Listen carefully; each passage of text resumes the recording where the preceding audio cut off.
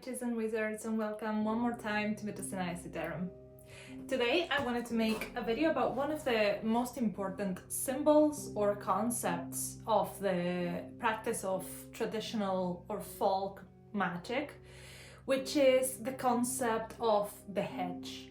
I'm introducing this concept in my channel for the first time and introducing vocabulary of witchcraft for the first time. Only in 2024 I properly think I got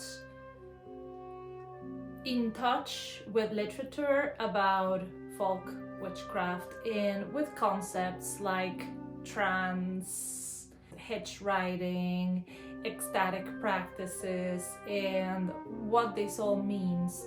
So I want to start sharing what I've learned and what I think of these concepts so that we can all then build up on a witchcraft practice and understand what a witchcraft practice is.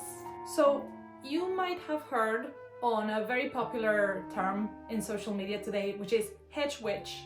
And it's usually associated with green witch or herbal witch. And I can see how that hedge witch concept can get confused with maybe herbalism, or a witch that practices potions with herbs and works with plants, or that, I don't know, a witch that maybe lives on the hedge or hides on the hedge in a little tiny house, so that it can get easily confused. So I want to pinpoint that term for us. Even when these concepts are used together, and they probably usually will, but not necessarily, because they're not the same. A green witch, again, or herbal witch, is a witch that works with the magic of the plants. Now, a hedge witch will be a witch that is claiming to have the practice of riding the hedge, and the witch has to be a person that rides the hedge. What I mean with this, I'm going into right now.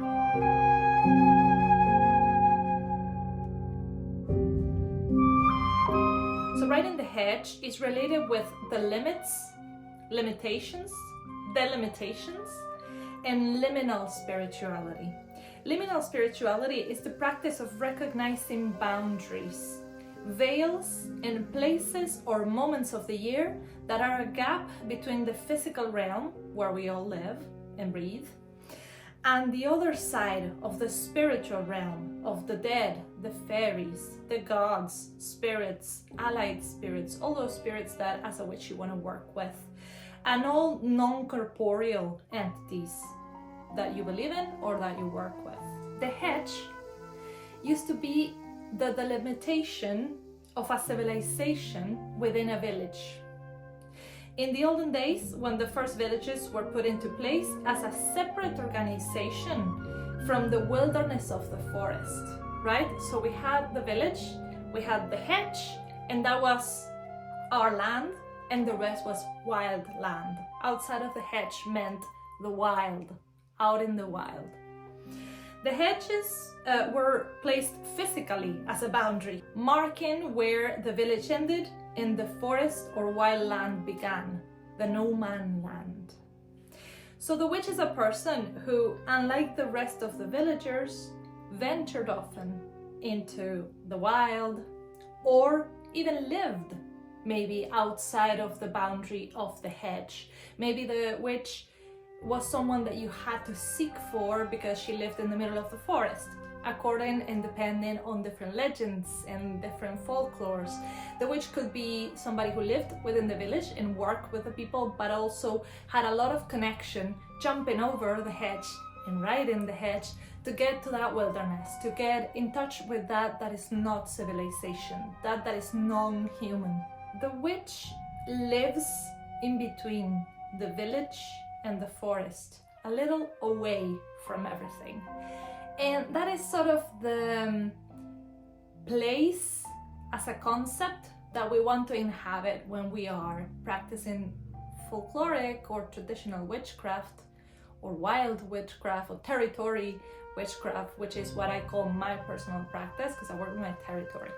But where you want to place yourself is in that little away from civilization. So you can observe civilization, you can take part in, you definitely will take part in civilization, but you also can take part in non-civilization. It's a sweet balance, right, that the witch has to inhabit. So a hedge witch, then, is a witch that knows and recognizes the existence of these boundaries and limits between the two realms, and can find ways to navigate inside and outside of these realms with the use of practices like ecstatic trances, meditation, spell work, and intention, visualization, dream work, very important, etc. Riding the hedge, therefore, means knowing and practicing those techniques that takes us inside and outside, in between the realm of the living and the realm of the spirit.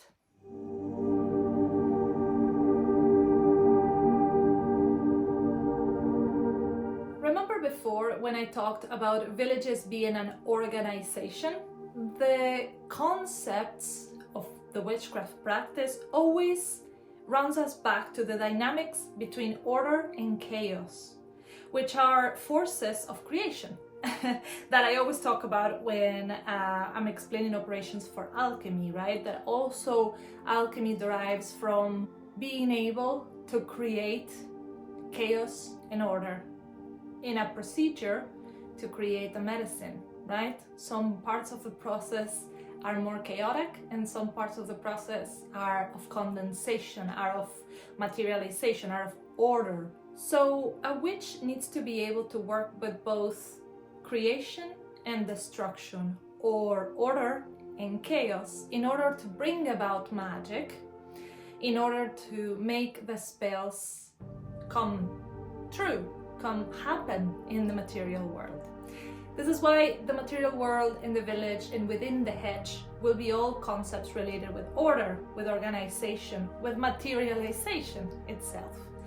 And outside of the hedge, the wild, the land of the fae, whatever you want to call the other side, will be the chaos side, because it's the side that has no shape and we can't control, and thus is not ruled by the laws and the rules that we apply in human society, in order, in our villages. How much order you bring into chaos and how much chaos you bring into your organized life, into society, are questions that the hedge witch has to ask themselves often, so that we can find the correct balance between the forces in order to bring about our expectations, our goals, our desires. If we focus completely in our order and organization in our material life, then we are missing the part that we have in threading the fabric of destiny and the fabric of creation. This is maybe a subject for a next video, and I sort of wanted to introduce this concept today, but I am going to talk about a little bit how that feels to be able to bring order into the chaos and chaos into the order, and how do we actually do this as witches in society.